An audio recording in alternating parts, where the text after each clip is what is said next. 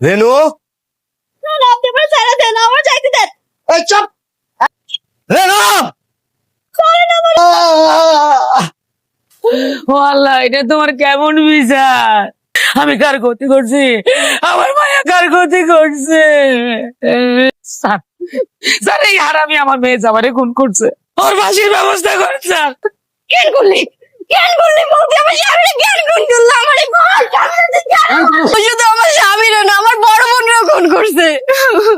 মানে দিনের পর দিন অত্যাচার করছে, অপমান করছে, নির্যাতন করছে। টাকার লাগা, যৌতুকের লাগা, বাতের লাগা, কাপড়ের লাগা দিন রাত নির্যাতন করছে। ও মাইরা ফেলছে, ও খুনি। জসিম মিয়ার ব্যাপার আপনার কিছু বলার আছে? আমার আর কিছু বলার নাই স্যার। স্যার, আজকে যে ঘটনা দেখতেছেন স্যার, সবকিছুর জন্য আমি তাই স্যার। তাহলে তো হয়েই গেল, খুন করছেন আপনি। এই স্যান্টি নিয়ে চলো ওনাকে, বিচার হবে আদালতে।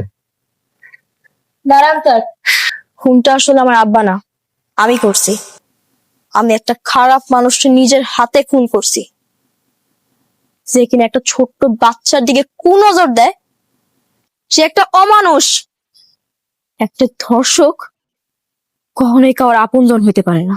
এর দিকে তারে আমি নিজের হাতে খুন করছি।